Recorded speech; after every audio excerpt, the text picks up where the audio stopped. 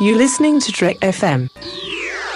Want to join in the conversation and share your thoughts on this episode? Join the Babel Conference, our listeners' discussion group on Facebook. Just type BABEL into the Facebook search field, and we'll look forward to seeing you there.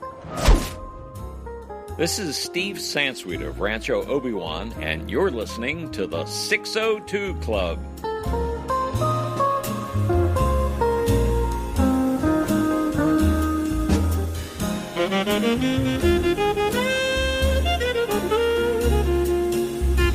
Well, hello and welcome to TFM's local watering hole for the official 500th episode, and I could not be more excited to be here with none other than my co-host, who honestly really made this possible, because there was a possibility that a long time ago, we'll tell the story in just a second as we get into that, but Christy, it is great to have you back, mainly because, too, we finally get to talk about the finale, the finishing arc of Stranger Things.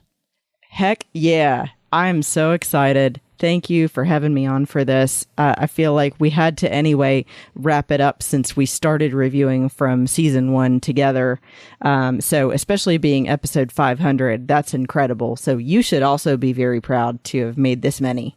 Yeah, thank you so much. You know, it is interesting because, as I was going to say, you know, there was a point where, you know, doing this show, and it's kind of back to this way now, but for you know, the beginning of the show was just about me, and I would pick people to be on the show, and you know, when you do that long enough, it becomes just a lot of work, because really what you're doing, especially when we were doing it every single week, you're scheduling, right? Mm-hmm. It is about creating a schedule and sticking to it, and then watching the things and all that stuff.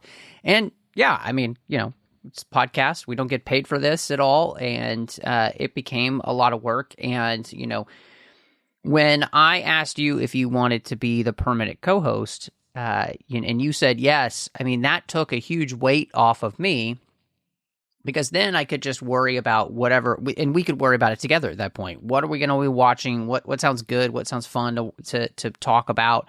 And then if we wanted to bring somebody else on, well, we always knew we were going to at least have us on the show, and then we could, you know, bring in our friends and fun guests that we loved and stuff to talk about things. But yeah, I mean, the fact that we made it to 500 is very much down to you being on the show for so long. So it seems only right, really, that we would be able to reach this official 500 episode together. And so, yeah, I'm just really excited to be here. And, you know, if you would love to give us a gift for our 500th episode, we would absolutely love if you would go over to Apple Podcasts or Spotify, places like that, and give us a star rating and review. Especially Apple Podcasts, because it actually really does make a huge difference. Podcasts, Apple is still one of the biggest places to get podcasts, and ratings and reviews make a huge difference. And honestly, we haven't had a new review for 2 years. So wow. Please, yeah, hit us up with some reviews, and we actually read those out in the show when we get them. So you can do that to help the show. You can also find us all over social media and follow us, interact with us, share us on social media. So we're over on X, Twitter at the 602 Club. We're also on Instagram at the 602 Club TFM. We've got the entire network, of course. You can follow on Facebook at facebook.com/TrekFM. We've got the listeners-only discussion group there called the Babel Conference. You can talk to listeners from all over the world about the different shows that are happening. Plus, you can find us online at trek.fm and see all of the shows that we've got going on. And those are all the ways you can support us. And if you like what we do, you can go over to Patreon at patreon.com/TrekFM and become part of the team and help make sure that we can keep this content keep coming to you. So, Chrissy, I think I don't know if you feel this way, so I wanted to start here. It's kind of a strange place to start. But, you know, the release schedule was they were going to have a volume 1, a volume 2, and then you were going to have a week, and then you would have the finale. Mm-hmm. And I wanted to ask you, with this release schedule, did having volume 2 and then divorcing the finale from that and having it a week later, do you feel like that hurt just the overall experience of Volume 2 itself and just the amount of episodes that we got. And then, you are left on a note of there's not really a cliffhanger because everything is just building towards the finale. So I wonder for you if you felt like that maybe was just a mistake for them not to just do, all of Volume 2 at one time. I get logically why that would make more sense. And also, since it had been streaming on Netflix, that's the usual format, right? They drop everything all at once. But I actually liked the build-up this time, especially with it being the final season for sure. And then also, I remember telling you how excited I was that they planned for the finale to be shown in theaters. And how huge that is, especially now after we're 6 years now post-COVID, to be able to do that, especially with something that was only on streaming. So I'm actually okay with it because I got to go see the finale in the theater as well. That's cool. We thought about it and we looked, and there just weren't any good times, and all of the seats that were good anyway were taken. So we just watched it at home. I would say for me, I think that they made a big mistake, and with the release schedule, and I think the mistake that I see really happening there is that Volume 1 leaves you on a cliffhanger that's built you up with all of this suspense, and then it gives you this big reveal, and then you're just left with that, right? Which is building straight into the Volume 2.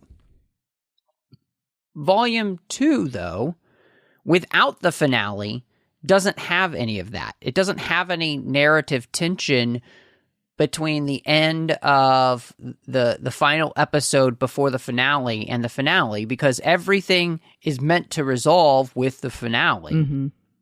And so there's no great cliffhanger that's there. There's no great narrative tension. It's more like, oh, my streaming froze for a week, and now I can continue. That's what it seemed like to me. And I also too, and I wanted to ask you this: these episodes in Volume 2, did you feel like we needed this many episodes in this Volume 2, or did you get the sense of possibly that, this could have been maybe 2 episodes in the finale instead of the 3 in the finale? Yeah, that's how I felt. I thought some things definitely could have been condensed more, and certainly that there were areas where a certain scene lasted too long. Some editing could have been made.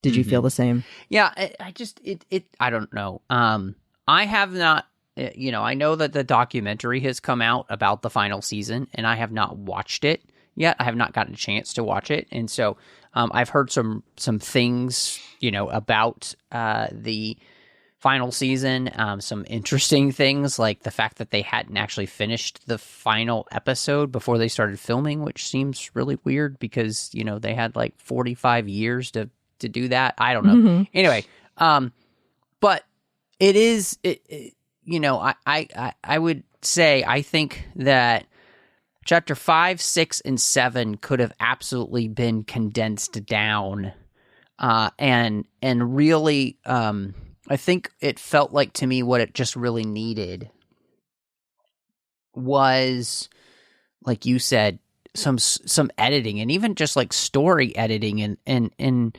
really crafting this so that if you want to have this be your release schedule, because this, to me, the release schedule and the episodes and all this, it felt more like some places we were trying to kind of fill time more so than everything being really, really important. Yes. I felt like the Volume 1, there probably could have been some editing here and there, but for the most part, I thought it was all really well done. I thought it was good. And again, that finale for Volume 1 was just fantastic. And so, I don't know, it it didn't feel as polished as you would have thought it would be. Mm-hmm. Especially with all of the time that they had. Yeah. To make this happen, you know? Like that's the part that I feel like is kind of crazy, is that they had a ton of time. Right, between to figure this season out. 4 and 5, between seasons. Yeah, they had, what was it, 2 years? Yeah. Yeah. So, I mean, right? At any point could have said, can we make this only the essentials? Because that's the thing you and I have talked about many times before also on this podcast, are some of the best movies are the things where it feels like everything is important and it doesn't go over time. Just to stretch out for time's sake and be like, we're a 3-hour movie. You know, what's a 3-hour movie if you feel like you're bored halfway through? So I will say specifically with Volume 2, I felt that way with Escape from Camazotz. Yeah, I think it's just, it is obviously very interesting. And, you know, when you're trying to bring something to a close that's had, you know, this kind of cultural footprint, I get it. It's difficult. And I think that what I find is, with all of the time that they had to put this together, it seems like this should be just the most polished thing that you could imagine. And you would hope it to be, too, because, again, everybody's looking at you for this many years, waiting for it to happen. And, you know, you got to be able to deliver. So one of the things about this is really important, obviously, is answering questions. And, you know, they talked significantly about this idea that this was going to be a season that was going to answer questions. We were not going to leave questions unanswered. That was their goal, is to try to not leave questions unanswered for this series. So when it came to, you know, things like the Upside Down and you know, where it came from and how all that happened, answering questions about, you know, Henry and Vecna, all of that, we were really going to do. They were going to do all they could to make sure that fans didn't have lingering questions left, which I really appreciate. I think that's, you know, in a season like this, in a show like this that's based upon its mythology. You know, don't get me started with the way in which Lost got lost. You know, this is specifically not trying to do that, right? They really do want to wrap this up. So, all that said, one of the big questions is the Abyss. And actually, when I say the Abyss, figuring out, okay, what is the Upside Down, you know, and where does it come from, and how did it come to be, and, you know, Vecna, and how he came to be, and the fact that we learned that, you know, Henry actually wasn't always evil. He gets possessed by the Mind Flayer, and that is what leads him to be the character that he turns into. And of course, he has a choice to not be that, but he continually chooses to be that. And so I wanted to ask you, did you feel like all of the answers that we got about the Upside Down, you know, it actually being a wormhole basically between dimensions, that all of this made sense?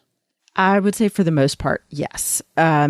I will say, first of all, since you mentioned that specifically about Henry, I liked that he was not redeemed. Sometimes it's a better story to say he's just evil. You know, he has no interest in change, even though it wasn't his fault, and they see the way it happened, and you know, you see him go through the emotions of realizing again why he didn't want that memory anymore. I'm glad that ultimately he's like, but this is who I am now. Yeah, this is what I want. I continually actually choose this, even though I have the choice not to. Right. I do think that it did help them to write the Upside Down and the Abyss the way that they did, as far as a problem-solving technique of having matter dissolving and eventually, you know, that black hole of everything disappearing into nothing. Yeah. Because that solves your problem of getting into wormholes and time travel and getting things really complicated by just saying it disappears. Yeah. But I think that it doesn't answer the question of the original piece of matter that infected Henry, where it came we still from, don't know how that got there, right? Or if maybe there's any pieces still left, because we didn't actually see if everything went through the black hole and disappeared forever, or, you know, what the deal is with that. And maybe that was obviously it was intentional, because of the way they wanted Elle to possibly die. But for me, it still kind of left it open-ended. Yeah, I think, you know, you rightly point out there are things that we still don't have complete answers on. You know, I think this interesting aspect of the exotic matter and the connection between the Upside Down, our world, and the Abyss, where all the, you know, the alien creatures come from.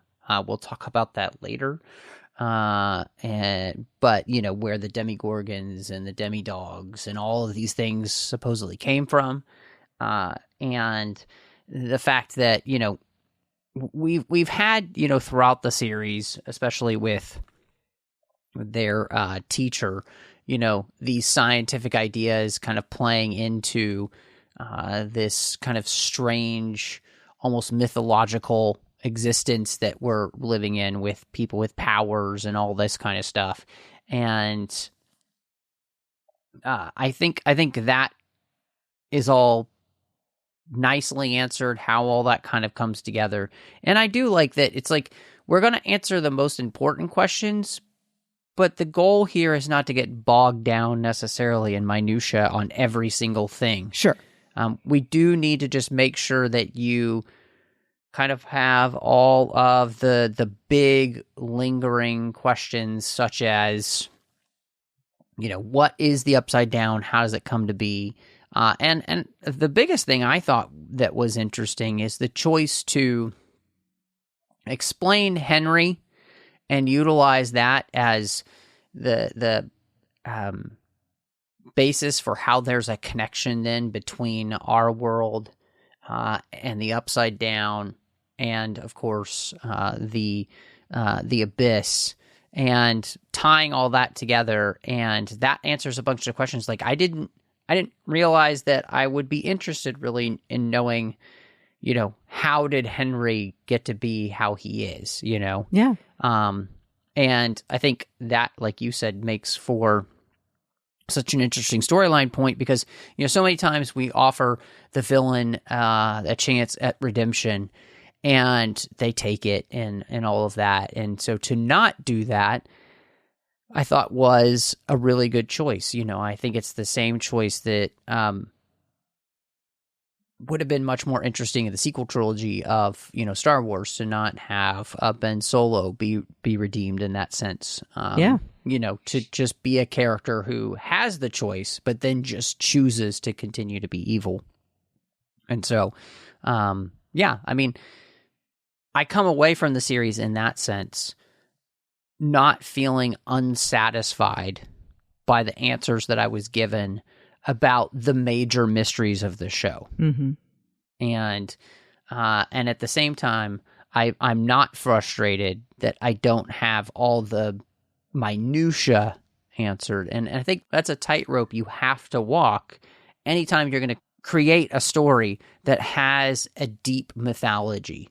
You have to be very aware of the things that you need to answer and the things you don't need to answer for the audience to come away satisfied. And I think I don't feel unsatisfied at all with any of the answers that we got.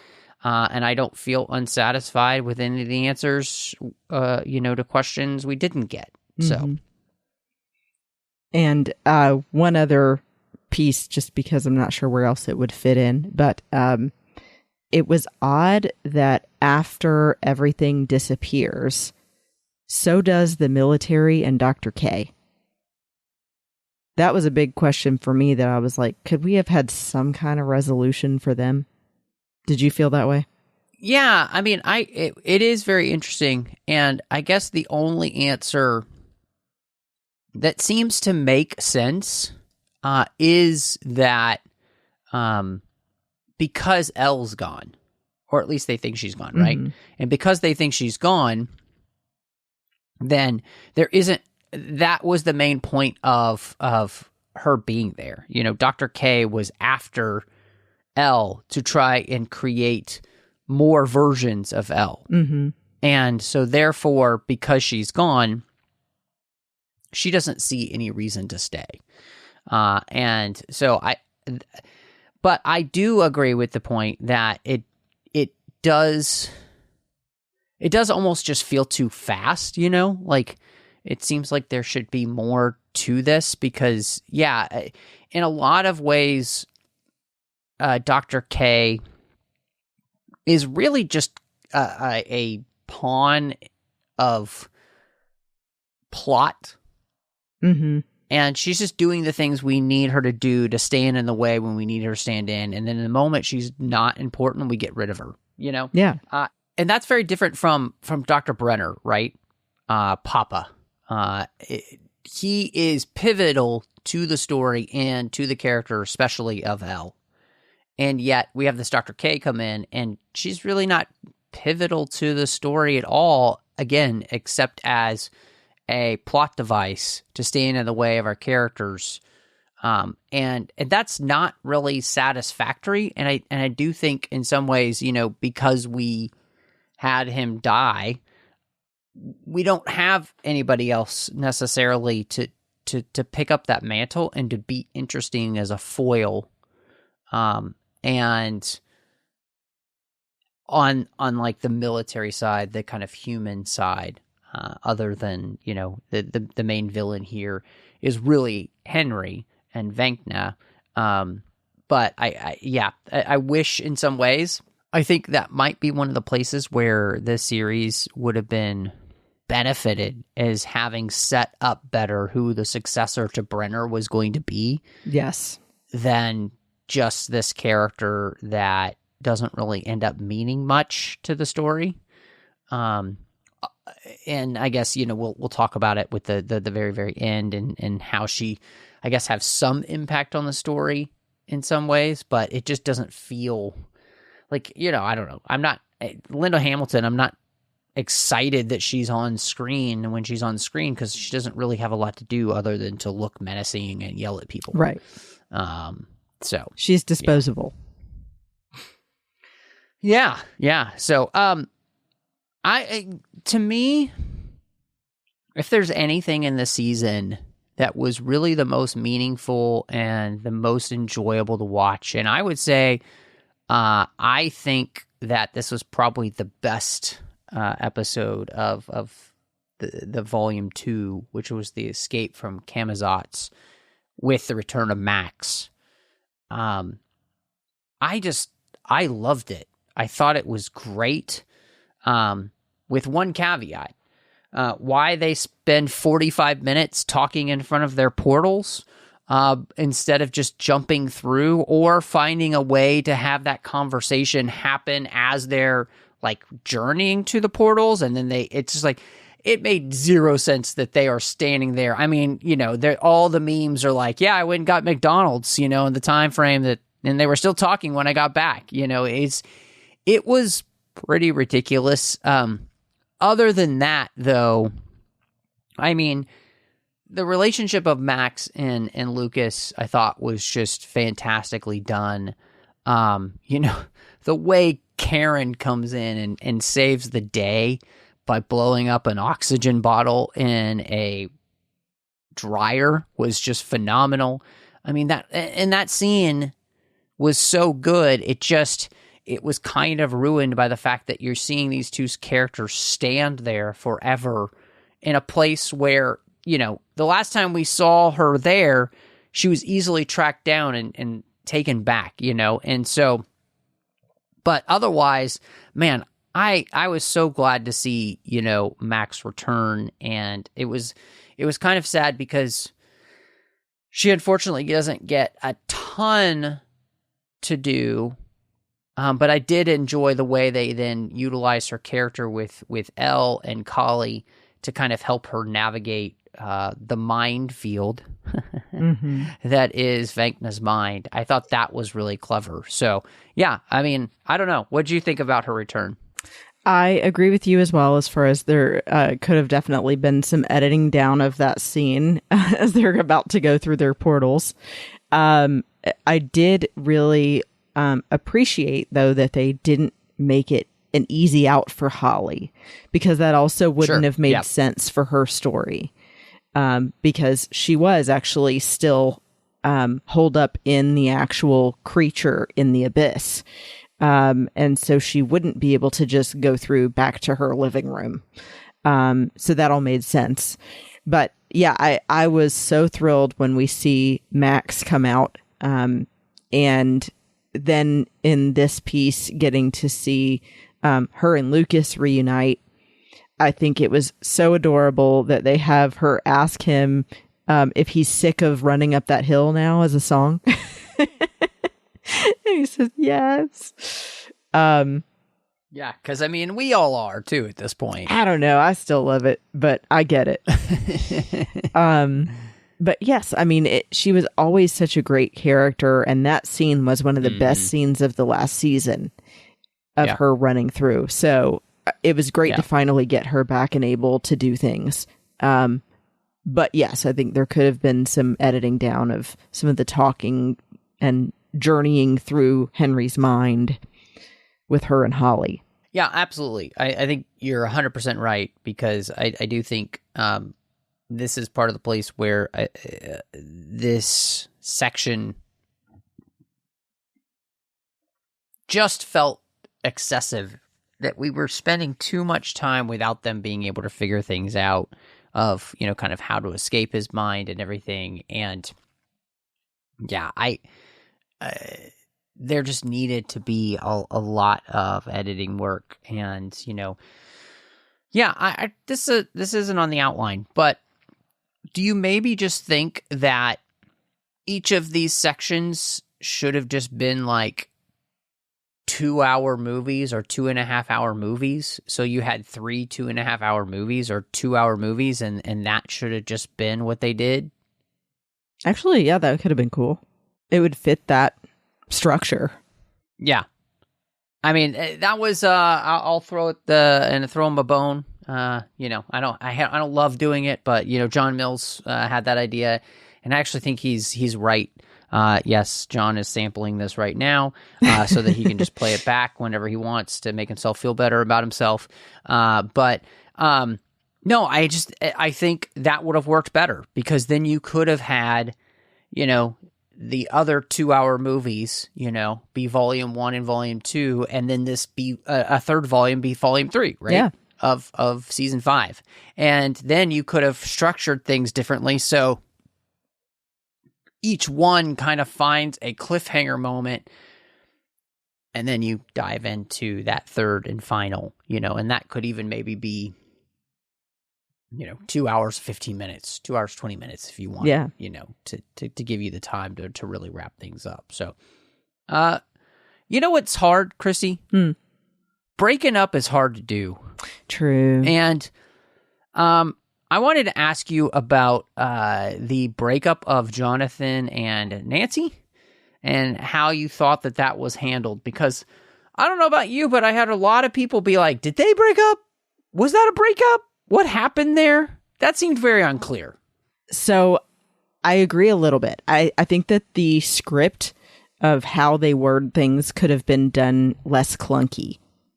But I loved that scene, and I thought it was really had a lot of weight to it, and I was hanging on every word. I think especially because it feels like there's high stakes there. It does genuinely feel like they could die. They could disappear into this gloopy matter or antimatter and be gone from the show. So I really appreciated it. I felt like it was due at this point because we've seen Nancy and Jonathan originally come together because of the trauma they had been through, but over time just slowly grow more apart and wanting different things. And so I felt like it had reached a peak where this had to happen. But yeah, could it have been written a little better? Sure. What did you think? Yeah, I think you put it well in the sense that it made sense. There was this distance that was forming between them, and there is this understanding that what's keeping them together is the fact that they do share this thing that nobody else understands, right? Mm-hmm. And yet they're finding themselves being pulled away from one another, and they don't know how to bring it up to the other. And I think there's a reality to that. When you just realize that it relationship is ending, it's never easy. And so I didn't necessarily have a problem with them, breaking up. I didn't not understand what was happening. I wasn't confused at all. I got, oh yeah, they're not together anymore. But I do completely get the fact that it just felt like they were trying to be clever, and their cleverness got them in trouble. Yes. Be clear instead of clever. Yeah. And if you can be clever while being clear, do that.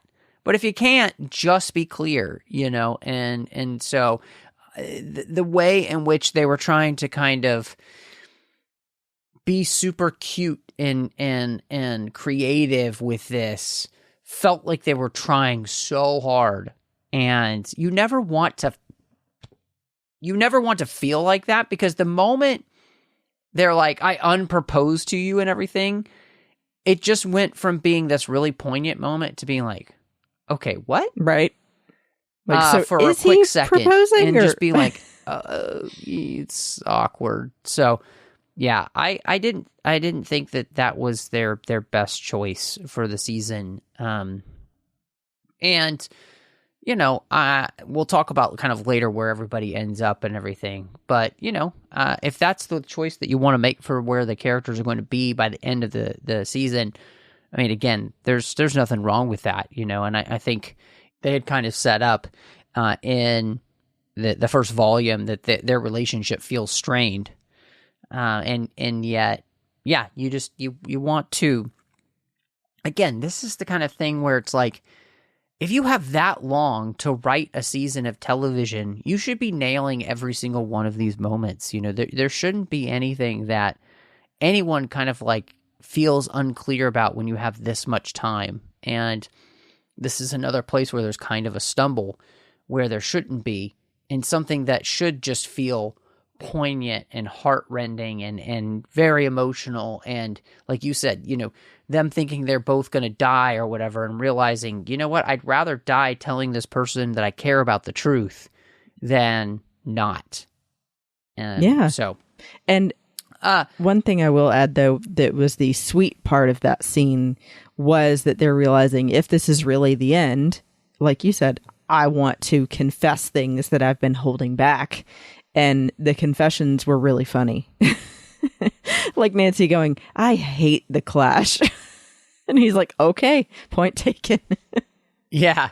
Yeah, no, I mean, and that, that's part of, I think, young relationships too, where you are less willing to be honest because you're afraid you might lose the person. And what you realize in the end is it's better just to be honest from the beginning. Yeah. About the things that you really care about. So these type of things don't happen.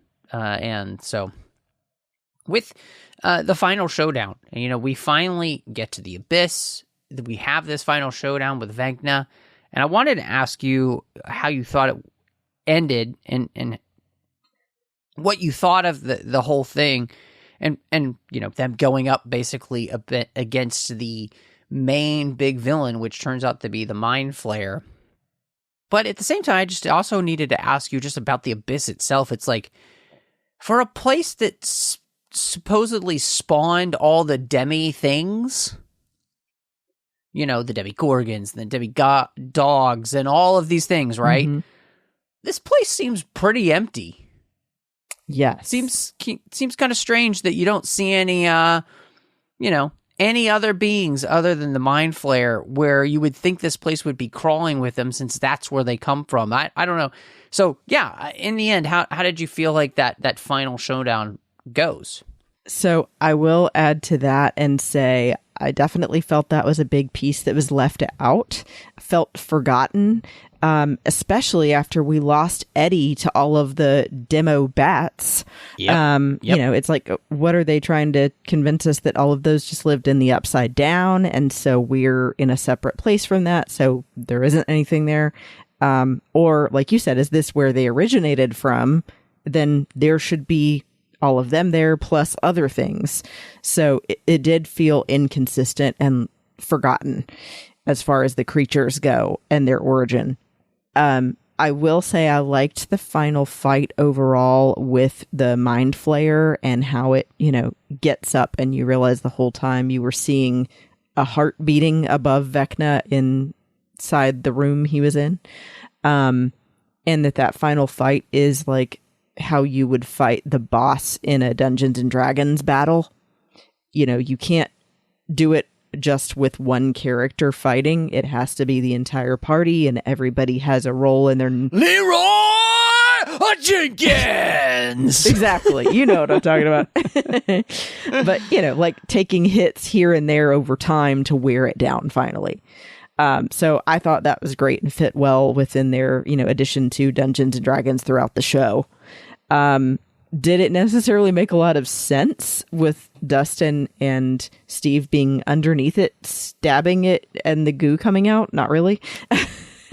I don't know what effect that had. Or Nancy. A lot, Christy. Apparently a lot. Sure. Okay. They were bleeding it dry, I guess. What are you going to do? Bleed on right? me?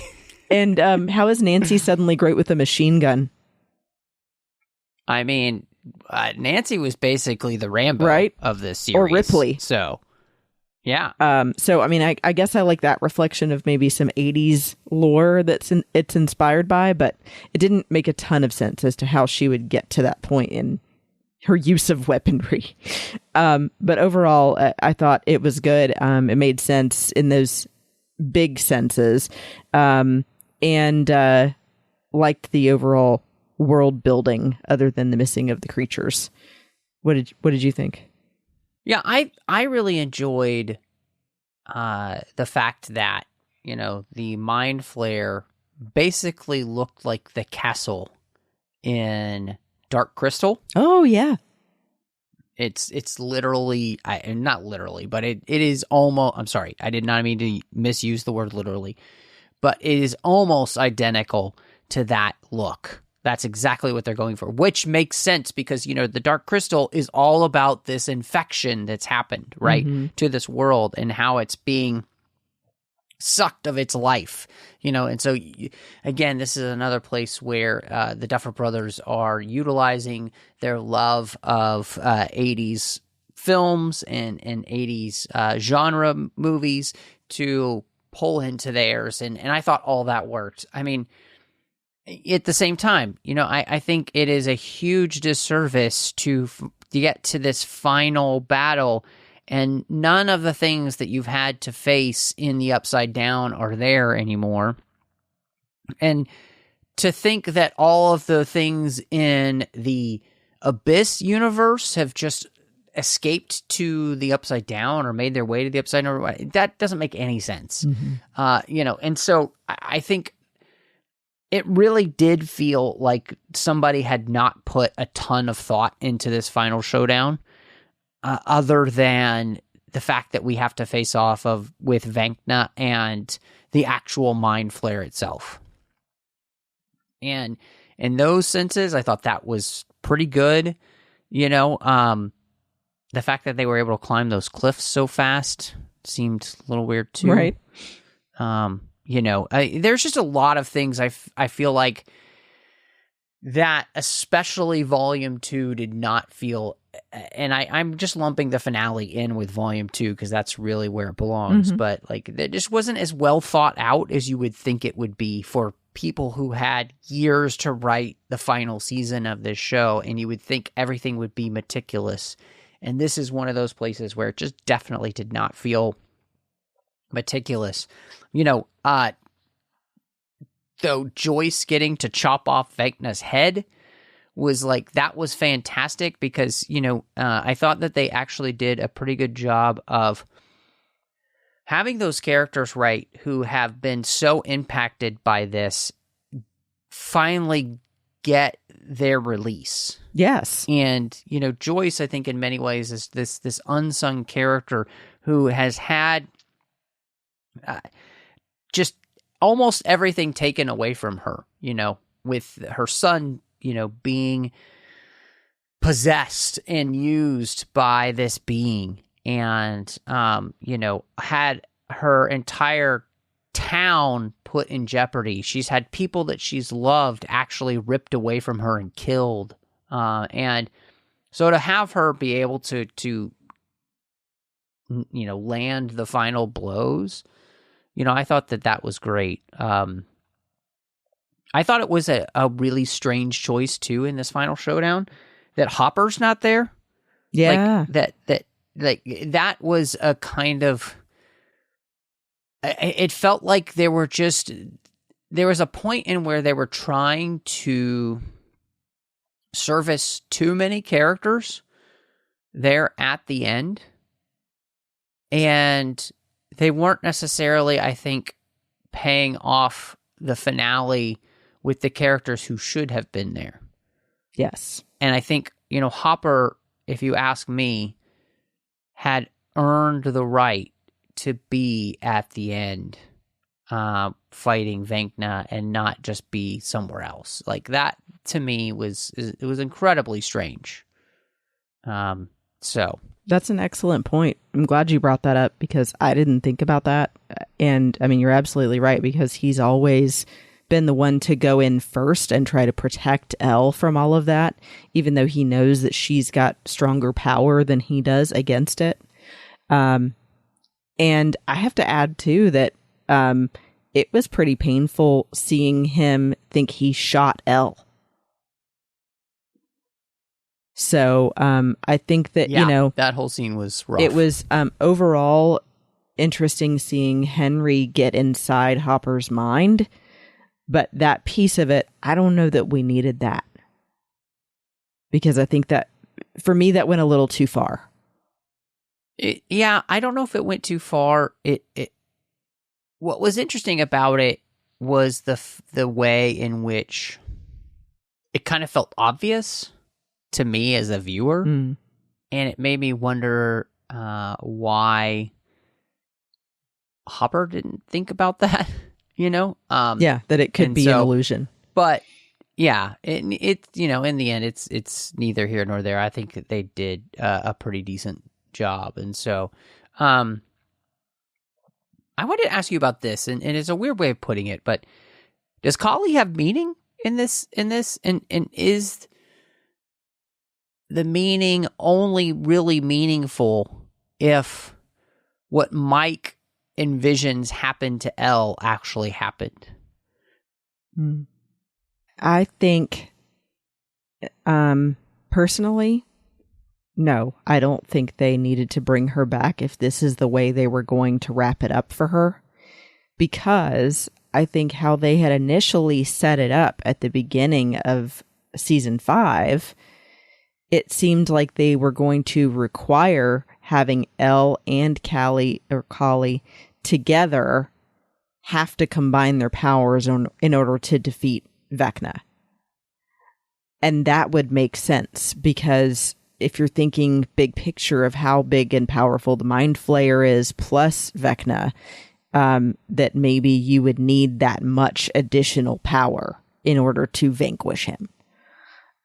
So I think having her sacrifice herself and Elle have to go on alone and then possibly say that Elle survived cheapens the need for having Kali there at all. Would you say the same?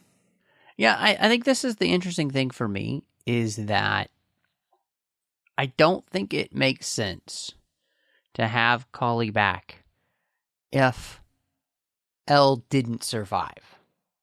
So thinking about the end, I think that Kali being back actually is legitimized if her last act is to bring safety to Elle. And the fact that Elle doesn't have to die, but she's not going to get to live with, her friends. Mm-hmm. And part of that is the other part where we talked about, like with General K.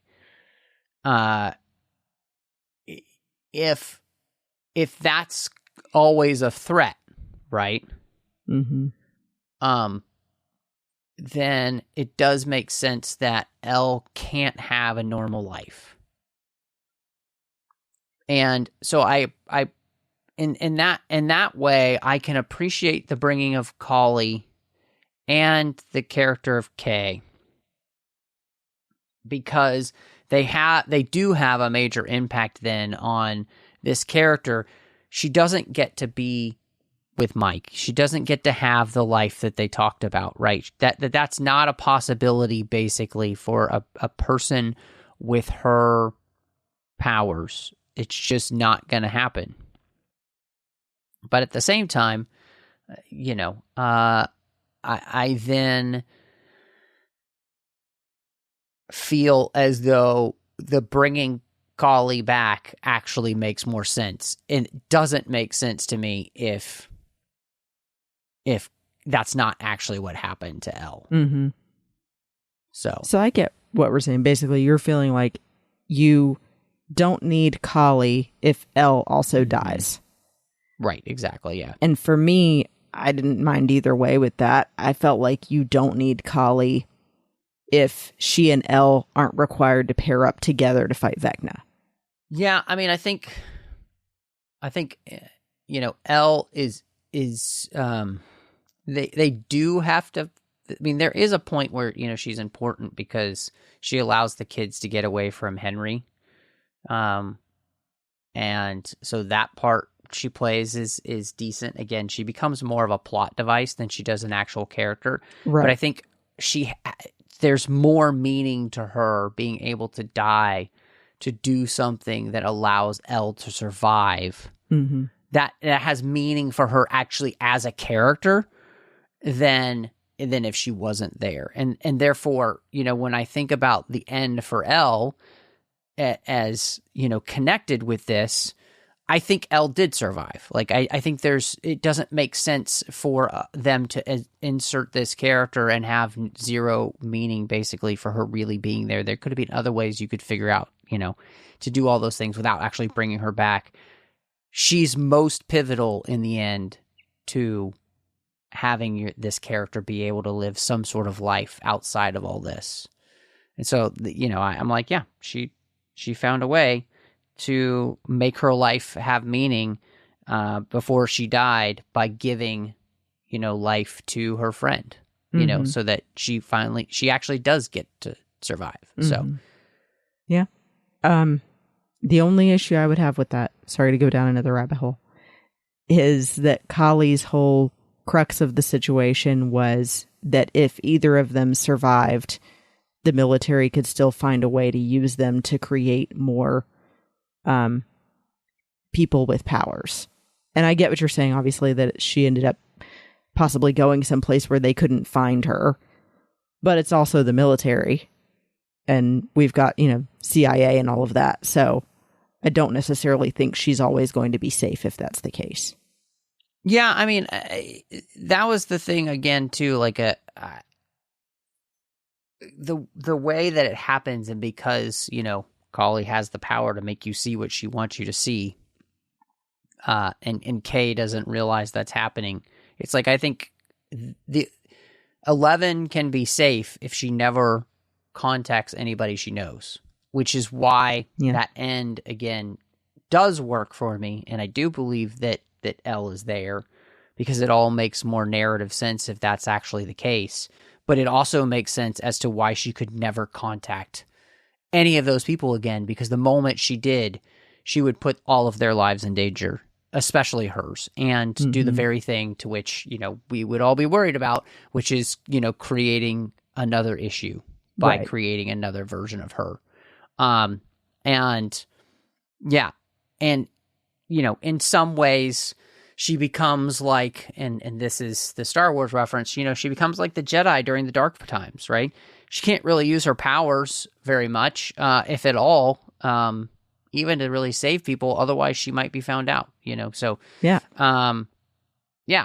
But I will say, I think the nice thing about this is that they left it sort of like a choose your own ending for her, where the overarching thought is that Elle probably sacrificed herself and she's gone, but that Mike is introducing the idea of, wouldn't it be nice if this was the actual outcome? Wouldn't it be nice if we were older? There you go. Sorry. No, that's okay. So I like that, because that way you kind of make everyone happy in a sense of, if you felt like Elle should have sacrificed herself and she's gone, then you could feel like that's happened. And if you'd like the thought that maybe Elle did survive and she's able to still continue a life somewhere else, that Mike has that in his mind. Yeah, no, I agree. So quickly, one of the things that you mentioned was just kind of the pivotal role of music. And, in many ways, music is a really important part of this series. And what did you think as we wrapped up, the final volume here of, the music they chose for this finale? I will say I 90% loved it. I felt like one or two of the songs were a little on the nose choices for a sentimental song, like Landslide, or putting in Heroes from David Bowie. Yeah. But all excellent songs that also would have fit the time period.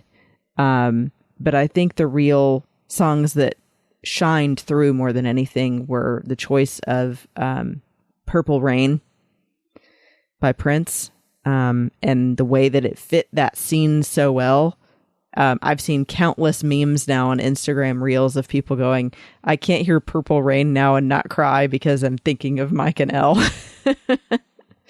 It was such a good scene, and the music for that was perfect. And then, even though it is a little on the nose, I'm always going to love the song Heroes. So I thought it was still a good choice. And then, there were some funny pops here and there of when Max is skateboarding, playing the Pixies, just kind of fit her vibe in that scene. And also that, like, she's back, she's healthy, she's having fun, and she and Lucas get to have a cute moment. I think you just said it really well. I think all of it is good. I don't think none of it was like a super standout to me, in the sense of like, oh, that song, I think but it was all good. And I didn't, dislike any of it.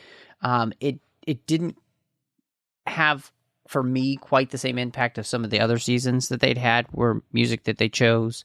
Especially, you think of like with Eddie's death kind of thing, where that was just such a big moment.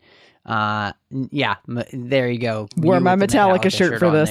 That was, that stuff was just really genius in that sense. This was good though. I don't have a problem with it. So, the epilogue, of course, is a big part of this episode, the finale. And so, what did you think of the epilogue and where everybody ends up? This was probably my favorite part of the finale, because I think, for one, you owe it to your fans after watching the show for 10 years and being so dedicated and wanting to see where everything will end up, that you have this way of gently letting people come to their own conclusions about things, but also having these moments where you're taking a beat for your main characters to wrap up their stories. And I think especially bringing it back to where we started with Mike and his friends playing Dungeons and Dragons in the basement was perfect. And then having them take a moment to put their folders away and walk up the stairs was a fitting way of saying we're coming to a close. And then also leaving it open to a new generation by having Holly starting her own campaign with her friends and teaching them about it was great. I loved the wrap up for Hopper and Joyce. I loved Joyce finally getting happiness and Hopper too. And Dustin's graduation speech and the reveal of his t-shirt and everything. It was great. And the one thing I would change about this, because now we can actually say it, I wanted Steve and Nancy to end up back together.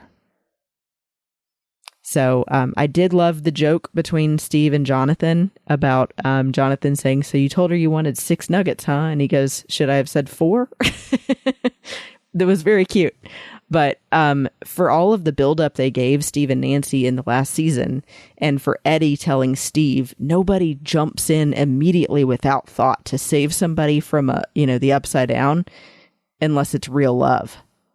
To then leave it of, Nancy's her own independent woman and she doesn't need either one of them. I think it was just wrong. I think she should have been with Steve.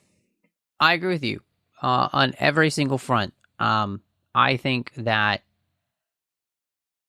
there's a disproportionate amount of media that wants to strip away things from female characters that many women find to be important, and want to pretend as though that the only choice that you can make for a strong female character is for them to go off and be their own person and need nobody.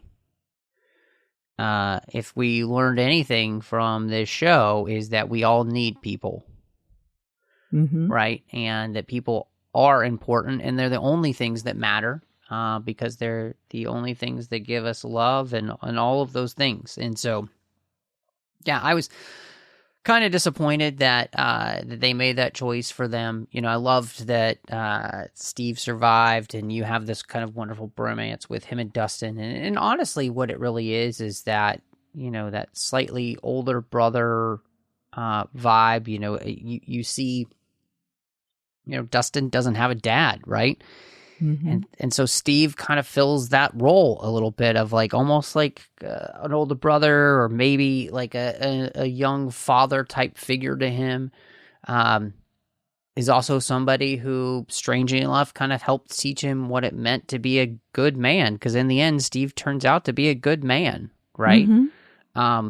And we watch Steve grow into that. And so, yeah, I mean, I thought that the epilogue was really good. It was probably the best part of the season, in that sense of just watching these characters move on. And like you said, I think the most important part of this is those main characters like Mike and Dustin and Lucas and Max and Will.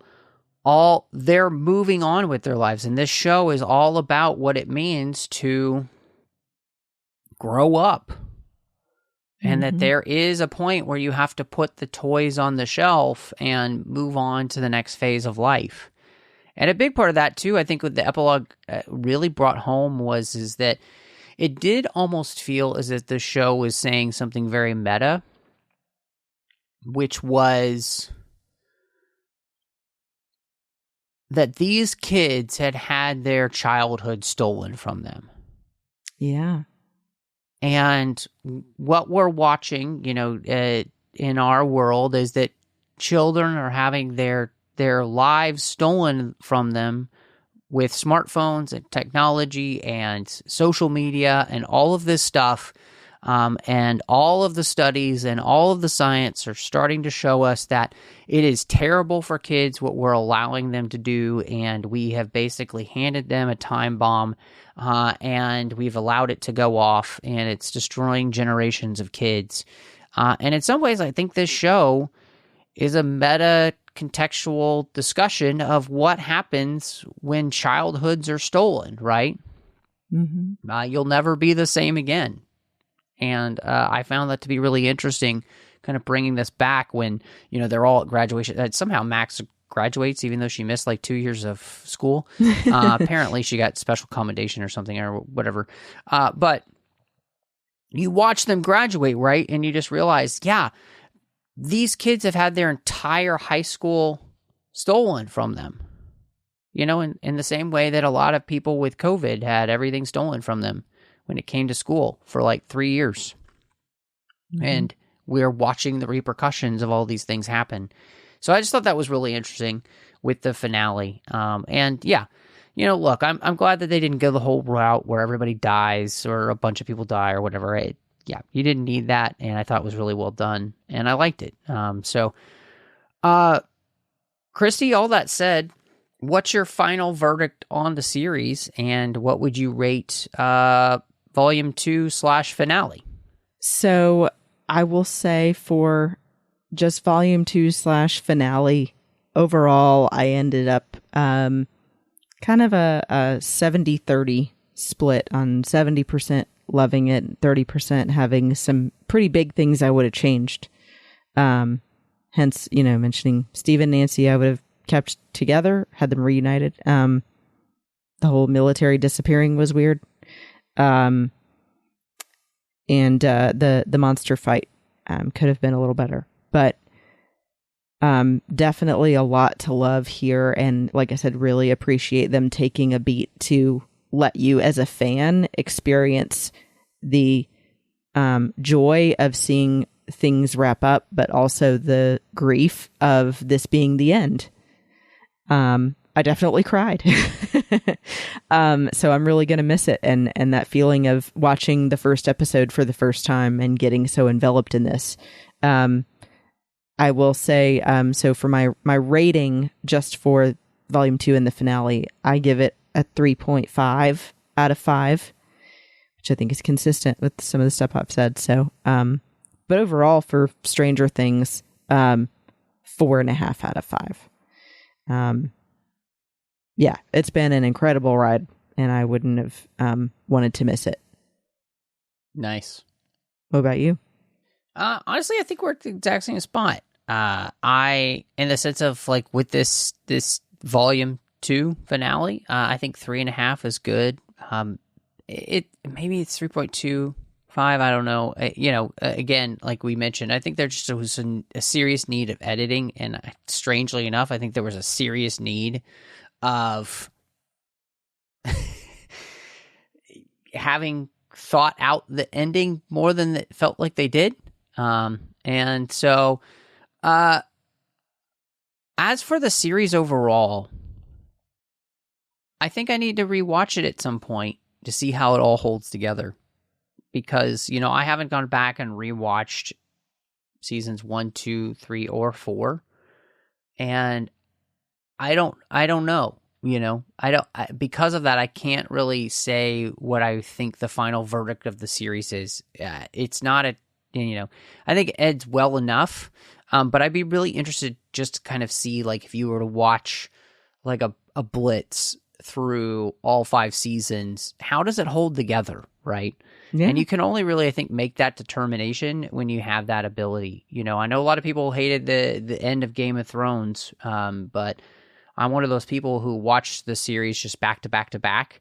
And to me, I didn't have a problem with the finale because it all made sense watching it in a short time period. And there's something about this, and we've talked about it many times, but when you make people wait forever for seasons of shows, they build up in their minds what they want it to be, and it can really hurt the final product. I think this could be one of those things where it'd be really interesting to see how it all holds up all together as a series. now that it's finished. So I'll look forward to going back and being able to do that. But Christy, if people wanted to catch up with you, maybe talk about, all 500 episodes here on the 602 Club, some of their favorites, maybe things that they wish that we would do here in the future, where can people find you? Yeah, thanks for mentioning that. And of course, you can always find me on Instagram at BestBenBell. And I still have a page on X, but I don't check it very often. And then on Facebook under my actual name, Christy Morris. And I will say I've actually gotten into a book series now. Somebody got me into Fourth Wing. So I don't know, Matt, if you've heard about it or read any of it, but I finished the first book in 2 weeks and it was incredible. So if anybody else out there is interested in talking about Fourth Wing, I may not have a podcast about it, but you can come and chat to me. Nice. Well, of course, I'd love to talk to people about the 602 Club and their favorite episodes and things all over social media. My name is Matt Rushing02, so just look for that on that platform, and you'll find me if I'm there. And so you can also find me here on the network talking about all of our favorite Star Trek shows.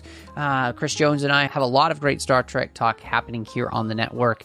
Plus, you can find me over on the Nerd Party Network, one with a completed show called Outpost about every single chapter of the Harry Potter series. And you can also find me doing Aggressive Negotiations with John Mills as we talk about Star Wars each and every week. But thank you so much for joining us. And y'all come back now, you hear?